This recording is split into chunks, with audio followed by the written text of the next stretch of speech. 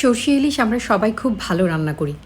এটা আসলে আমি যতবারই যার হাতেই খেয়েছি দেখা যাচ্ছে যে একটা আলাদা একটা ফ্লেভার, আলাদা টেস্ট লাগে। আজকে আমার ছোটো বোন এই রান্নাটা করেছে। ও ওর মতো রান্না করেছে, আমি খেয়ে দেখলাম সত্যি অসাধারণ। তো এর জন্য প্রথমেই নিয়ে নিয়েছি বেশ কিছু ইলিশ, 10-12 পিসের মতো এখানে ইলিশ। আর একটা বাটিতে 3 টেবিল চামচ হলুদ সর্ষে এবং 2 টেবিল চামচ কালো সর্ষে নিয়ে নিয়েছি। এক্ষেত্রে সর্ষেগুলো আগে থেকে পরিষ্কার করে নিয়ে রাখলে রান্নাটা বেশ সহজ হয়, কারণ অনেক বালি এবং পাথর থাকতে পারে।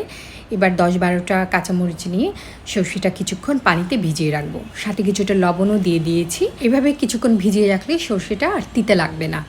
এবার একটি প্যানে 1/3 কাপ মাস্টার্ড অয়েল নিয়ে নিয়েছি, তাতে 7-8টা পেঁয়াজ কুচি দিয়ে একটু ভালো করে ভেজে নিচ্ছি। কিছুটা কালার চলে আসছে। এবার 1/2 চা চামচ হলুদের গুঁড়া, 1/2 চা চামচ মরিচের গুঁড়া দিয়ে দেওয়া হয়েছে।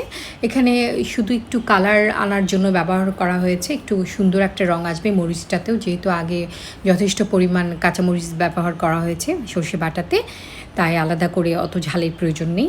তারপর আমি সর্ষে বাটাটা দিয়ে একটু ভেজে নিচ্ছি। সর্ষে বাটার সঙ্গে এক্সট্রা পানি দেওয়া হয়েছে, পানিটা আসলে ঝোলের জন্য এখানে কাভার করবে। এবার কিছুটা লবণ দিয়ে দেওয়া হয়েছে, যেহেতু আগে লবণ ব্যবহার করা হয়েছিল সর্ষে বাটার সময়, সেক্ষেত্রে লবণটা একটু অ্যাডজাস্ট করে নিতে হবে, একটু চেখে নিতে হবে। এবার মাছগুলো একে একে দিয়ে দিচ্ছি। তবে চাইলে কেউ হলুদ সর্ষে দিয়ে শুধুমাত্র এই রান্নাটা করতে পারবে, তবে আমার মতে হলুদ এবং কালো সর্ষে মিলিয়ে রান্না করলে এটার টেস্টের একটা স্পেশালিটি আসে, বেশ ভালো লাগে। এবার পরিমাণ মতো একটু ঝোল দিয়ে তারপর ঢেকে দেওয়া হয়েছে। কিছুক্ষণ পর ঢাকনা খুলে একটু নেড়ে দিচ্ছি, সেক্ষেত্রে শুধুমাত্র তলানিতে লেগে গেল কি না সেটাই চেক করা হয়েছে, এর বাইরে কিছু না। ইলিশ মাছ আসলে খুব দ্রুত হয়ে যায়, খুব বেশি সময় লাগে না। এটা অলমোস্ট হয়ে গেছে। এ পর্যায়ে 6-7টি কাঁচামরিচ দিয়ে দিচ্ছি।